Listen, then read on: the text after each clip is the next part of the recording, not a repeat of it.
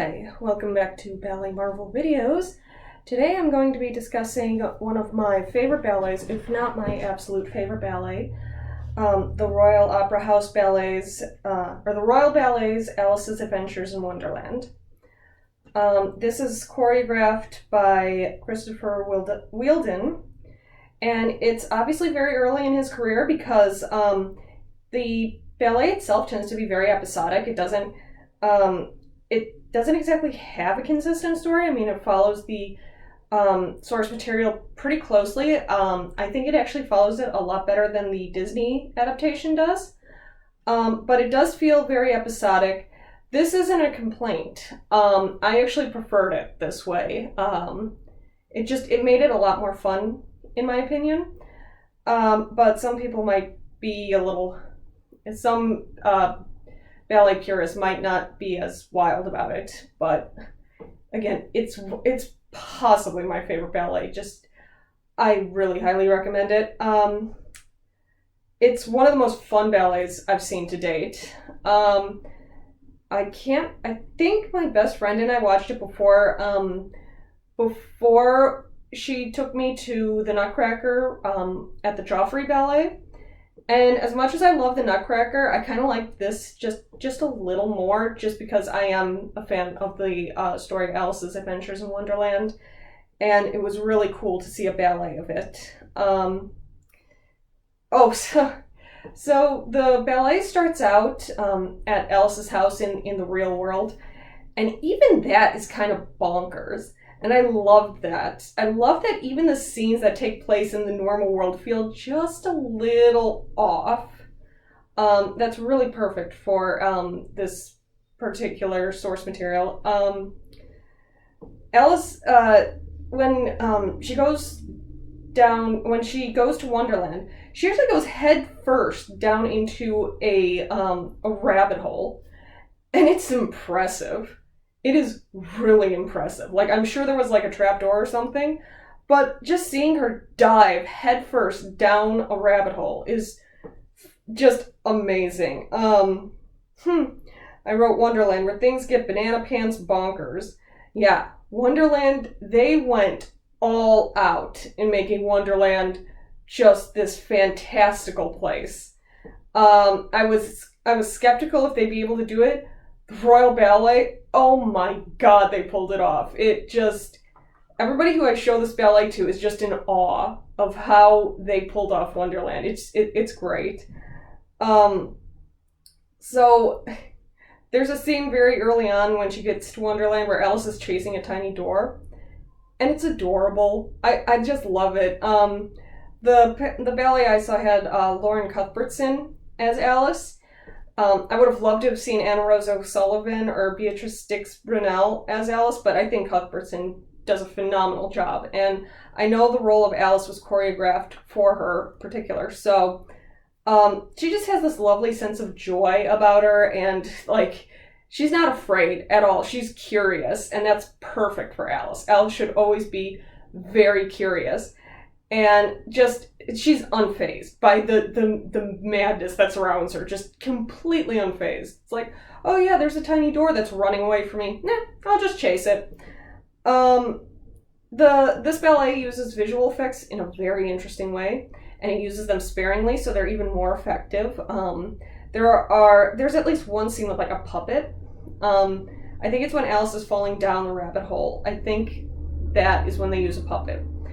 They also use shadows, which was really cool. Like when she cries and fills the room with water, there's one scene where Lauren Cuthbertson goes behind a screen, and then I think they use a puppet again, if I'm remembering correctly, and I might not be, but to show her swimming, and it's really cool. When Alice runs into the butcher, or the cook, and the Duchess, Kristen McNally. Kristen McNally plays the cook, and she's wonderful. She's hysterical. She just took that role and ran with it. It was just like, okay, I got this. And just everything about, I love watching her in this play. there's some real sweetness to Alice's Adventures in Wonderland, and I feel like a lot of modern adaptations want to go like really dark and gritty. That seems to be the trend nowadays, to make things dark and gritty and real. Don't even get me started on that. But I feel like Kindness is way more punk, and Kindness is way more. I prefer Kindness, and I like that this ballet has sweetness to it, and it doesn't try to be like dark and gritty and edgy. That, to me, that doesn't work for Alice. That doesn't work when you're adapting Wonderland. I've seen a few adaptations where they try it, and there's like one or two that are okay, but I feel like when you try to go dark and gritty, you lose something of the magic of Wonderland. And props to Wilden for keeping that, because yeah, I wrote like Loki, there's darkness, but there's also sweetness. It's not complex per se, but it's just a really nice, entertaining ballet. One I would very much recommend to people who want to get into ballet. Oh, the Cheshire Cat. Oh my god. I love the Cheshire Cat. I fully admit I'm a huge cat person. Their Cheshire Cat is huge. It's enormous. And basically what they did is they had a bunch of people dress in black and hold up like the cat's head, the cat's paws, cat's body, the cat's tail. And the way this cat moves, he like breaks apart into different parts and then comes back together, and then the way he moves is kind of like off a little, but also they make it like really realistic. I recently watched this ballet again with a friend of mine, and she mentioned that she really loved how the tail moved, and I couldn't help but agree. The way they move that tail is just so cat-like, very much cat-like. And yeah, I love how they do the Cheshire Cat. I really recommend looking it up if you can find clips. And my favorite scene of the whole ballet, the one I actually did a royal ballet bound with my best friend of, the Mad Tea Party. One, the Dormouse is danced by a woman, which is awesome. Stephen McRae, oh my god, Stephen McRae, how did you bring the tap dancing Hatter to life? Yes, folks, the Mad Hatter is a tap dancer. And the Mad Tea Party just shows the phenomenal talent of McRae, who is he's great at tap dancing. The whole tea party he's tap dancing, and it's awesome. It is awesome. So it's the one. So I'm including in the recommended links. There is, under Alice's Adventures in Wonderland, the entire tea party. The Royal Ballet posted it. You have to watch it. Just watch it. It's the best adaptation of the Mad Tea Party you will see. The tap dancing, the Alice jumping in air and like freezing in midair, caught by the March Hare and the Hatter. It's bizarre and it's colorful and it's awesome, and I cannot recommend it enough. You have to watch the Mad Tea Party. So after this video, go watch that. The Queen of Hearts, she's amazing. I believe she's danced by Laura Moreira, who is one of the most phenomenal dancers. Her face is so expressive. Holy God, in this production, all her lines are on her face. You just look at her face and you can't, oh my God. Whenever I see her, I'm just laughing because she goes all out. She just attacks that role and just does not hold back at all, and it's hilarious. She has this thing called the oh God, I'm going to mispronounce this. Don't get on my case.